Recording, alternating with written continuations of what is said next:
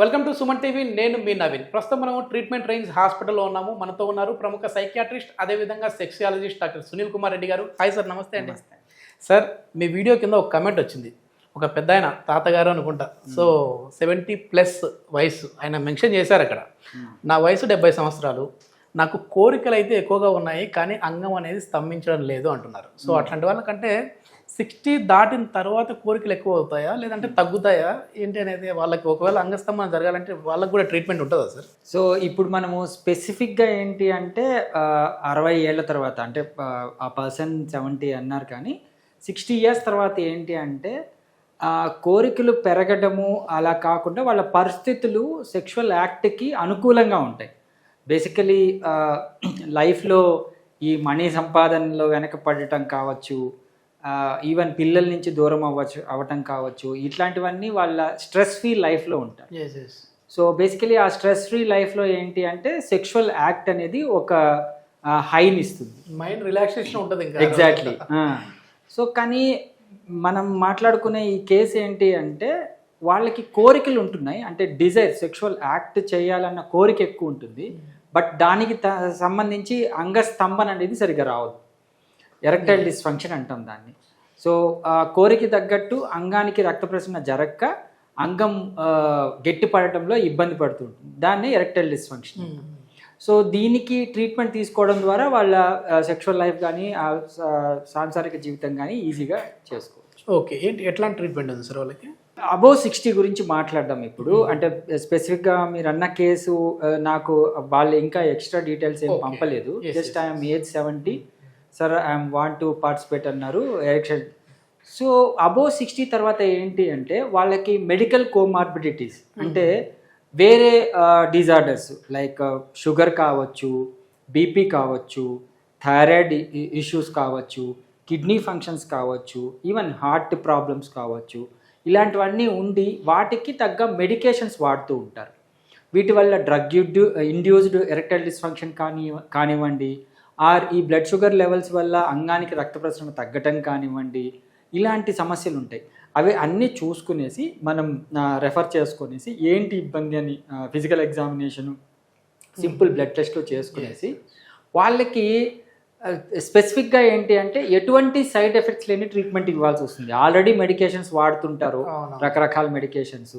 వాళ్ళకి ఎటువంటి ఇబ్బంది లేకుండా ఏంటంటే మన దగ్గర షాక్ వేవ్ థెరపీ అనే ట్రీట్మెంట్ ఉంది. షాక్ వేవ్ థెరపీ అంటే ఇది అకోస్టిక్ వేవ్స్తో, సౌండ్ వేవ్స్తో అంగానికి ఒక మసాజింగ్ టెక్నిక్ లాంటిది ఇవ్వడం అనేది జరుగుతుంది. అది ఆ ఏజ్డ్ పర్సన్స్కి ఇచ్చినా కూడా ఓకేనా సార్? రిజల్ట్స్ ఎట్లా ఉంటాయి? ఎందుకంటే షాక్ వేవ్ పేరులో షాక్ ఉంది కదా, మరి అక్కడ అంత ఏజ్డ్ పర్సన్కి షాక్ ఇస్తే తట్టుకుంటారా?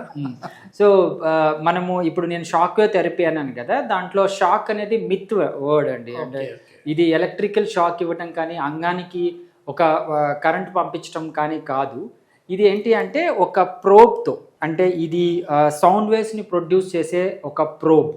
సో ఈ ప్రోబ్లో ఏంటంటే లోపల ఒక బుల్లెట్ సౌండ్ వేవ్స్ని ప్రొడ్యూస్ చేస్తుంది.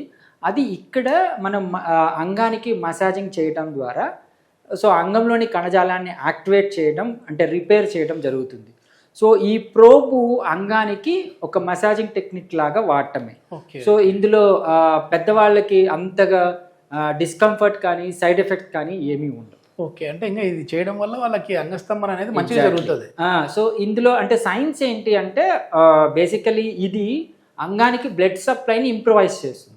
ఎప్పుడైతే బ్లడ్ సప్లై ఇంప్రూవైజ్ చేస్తుందో ఆటోమేటిక్గా ఎరెక్షన్స్ అనేటివి క్లియర్గా ఉంటాయి. ఓకే, ఇప్పుడు ఆ ఏజ్ అన్న వాళ్ళకి చూస్తే మనకి సెల్డినఫిల్ కానీ టెడనఫిల్ కానీ ఇట్లాంటివి వాడుతూ ఉంటారు వాళ్ళు. సో అట్లా వాడి అంటే మరి అవి ఎక్కువ తీసుకున్న వాళ్ళకి కూడా పనిచేస్తుంది సార్ ఇది? ఇప్పుడు ఆల్రెడీ వాడి మిగతా మెడికేషన్స్తో కంబైన్ చేసి వేసుకునే వాళ్ళకి ఈ షాక్ వేవ్ థెరపీకి వెళ్ళినప్పుడు నేనేమంటాను అంటే వాటిని ఆపేయమని చెప్తాను. సో కంప్లీట్లీ ఆపేసి వాళ్ళకి రెగ్యులర్గా ఇంప్రూవ్మెంట్ కోసం పెడతాను. సో కొంతమందికి వితౌట్ మెడికేషనే ఇది బాగా పనిచేస్తుంది. సో కొంతమంది ఏంటి అంటే రెస్పాన్స్ తక్కువ ఉంటుంది. సో దాంట్లో ఈ షాక్ అయిన తర్వాత మళ్ళీ అదే మెడికేషన్స్ వాడితే రెస్పాన్స్ చాలా ఎక్కువ ఉంటుంది. సో దాన్ని వాళ్ళు ఎంజాయ్ చేస్తారు. సో ఆ విధంగా వీలైనంత వరకు మెడికేషన్స్ని అవాయిడ్ చేయమని చెప్తాను.